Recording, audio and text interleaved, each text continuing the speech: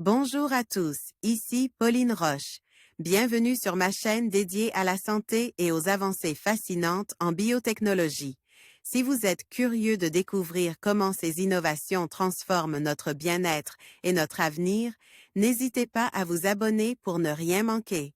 Prêt à en savoir plus? Bonjour Allons-y! à tous, dans cette vidéo, je vais aborder un sujet qui nous concerne tous, que nous soyons fumeurs ou non, les effets secondaires du tabac. Saviez-vous que le tabac peut avoir des conséquences bien au-delà des problèmes respiratoires? Je vais vous parler des impacts sur la santé, mais aussi des effets moins connus qui peuvent toucher notre quotidien. Restez avec moi pour découvrir des informations essentielles qui pourraient changer votre perception du tabac. C'est parti! Effets secondaires du tabac, les effets sur l'appareil respiratoire A, action du tabac sur le revêtement bronchique. L'irritation par le tabac de la muqueuse bronchique agit sur les cellules ciliées de la muqueuse bronchique. Elles se paralysent dès les premières bouffées de tabac. Elles ne remplissent plus leur fonction d'épuration par l'escalator mucociliaire. Elles disparaissent progressivement. Les cellules glandulaires et les glandes bronchiques. Elles sécrètent de plus en plus de mucus, de viscosité élevée. En conséquence de cette altération de la muqueuse, la stagnation des sécrétions durant la nuit oblige le fumeur à tousser. Durant quelque temps pour une toilette bronchique matinale. La toux devient le seul recours pour épurer mucus et particules. Quand la toux et l'expectoration dure au moins 3 mois par an depuis plus de 2 ans, le fumeur est atteint de bronchite chronique. Dès ce stade, il faut informer un malade qu'il n'est pas seulement atteint d'une toux du fumeur, mais d'une bronchite chronique.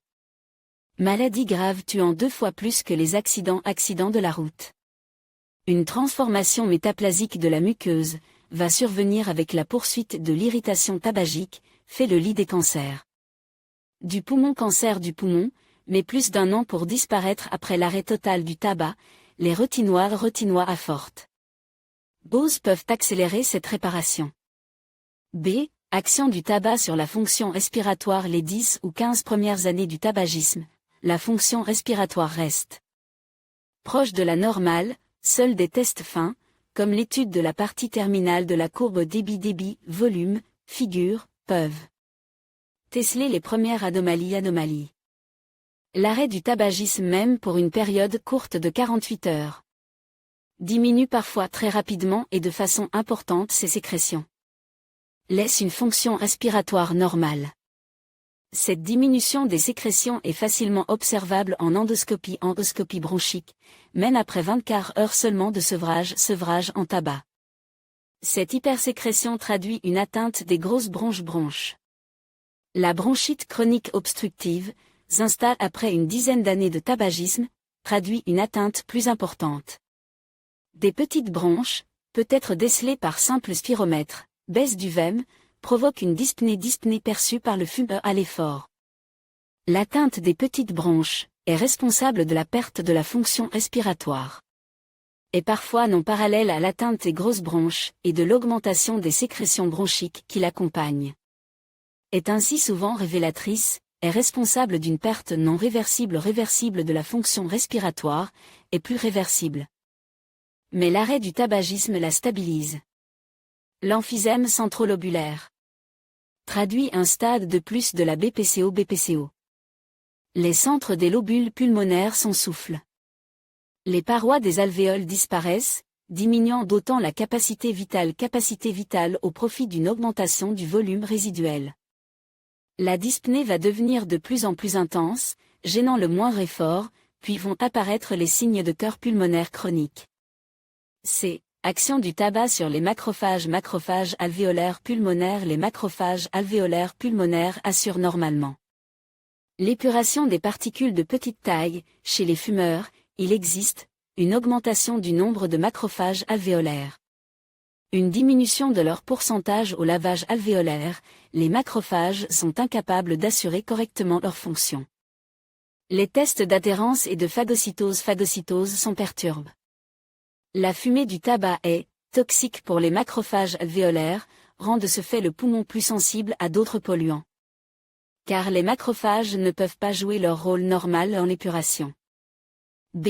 Les effets du tabac sur le cœur et les vaisseaux. Le tabac agit par 3 mécanismes sur les vaisseaux, par facilitation de l'atteinte de la paroi artérielle par athérosclérose, par facilitation des spasmes artériels, par facilitation des phénomènes de thrombose. Le tabac accélère le rythme cardiaque, cet effet est mesurable. Un fumeur peut constater une accélération du pouls au repos après avoir fumé 2 cigarettes. Le tabac augmente la pression artérielle systémique par l'intermédiaire d'une libération de catécholamine, mais également par action directe sur les parois des artères.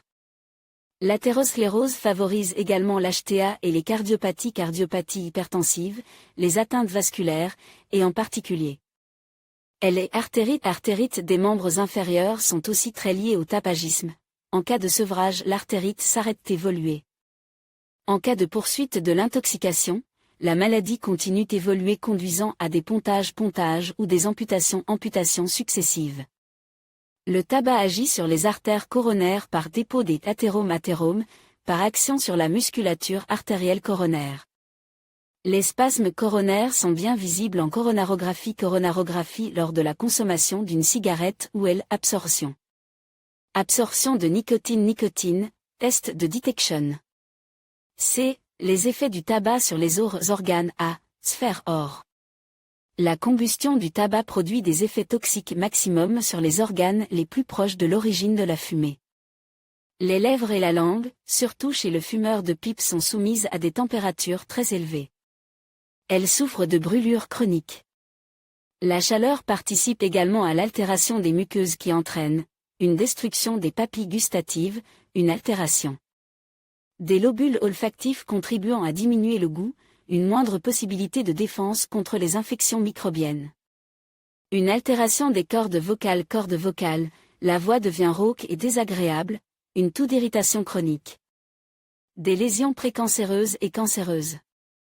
Les cancers du larynx comme tous les autres cancers de la gorge, et de la bouche sont fréquents. La relation du tabac à ce type de cancer est forte et existe même en l'absence d'intoxication alcoolique pourtant souvent associée chez ces malades. B. Action sur le système digestif. L'ésophage est en première ligne de l'atteinte par les goudrons lourds et les autres produits de la combustion du tabac. Il est soumis par le tabac à un risque accru de cancer. Les fumeurs de pipe sont plus exposés que les fumeurs de cigarettes au cancer de l'ésophage, alors que dans l'ensemble, le fait de fumer la pipe à quantité de tabac fume égale, provoque un risque pour la santé moins important que la cigarette. L'ulcère gastrique est plus fréquent et plus tenace chez les fumeurs. C. Action sur le cerveau.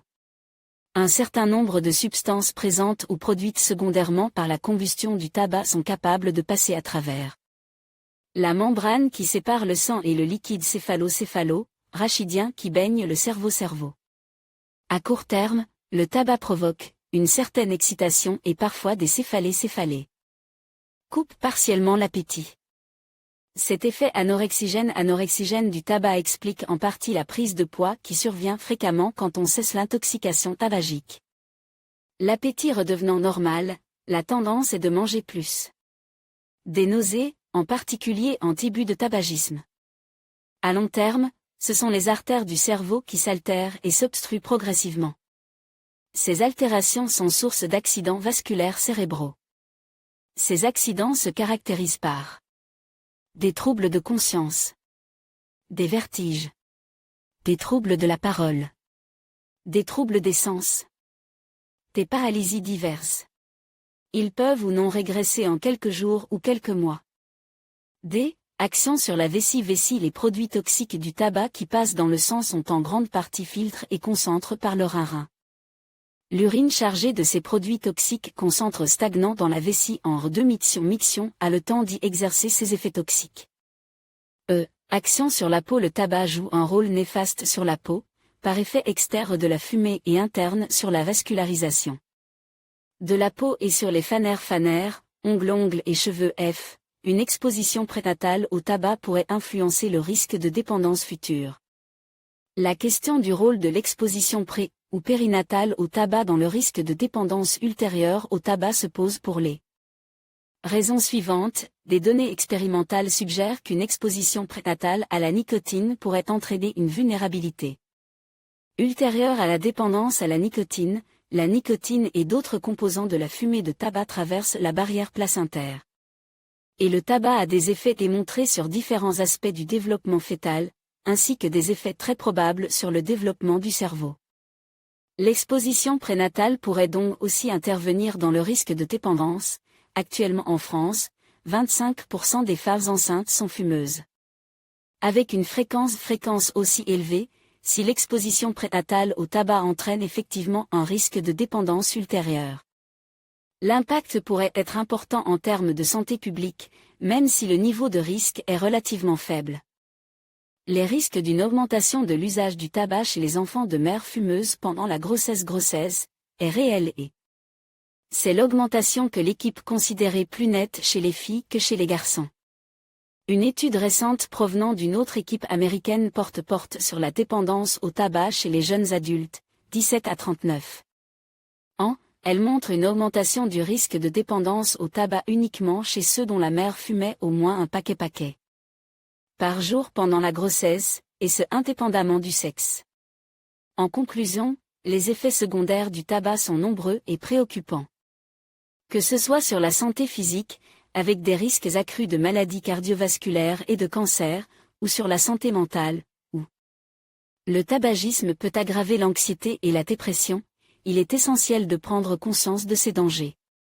En choisissant de ne pas fumer ou en cherchant à arrêter, chacun peut améliorer sa qualité de vie et celle de son entourage. Informons-nous et agissons pour un avenir sans tabac.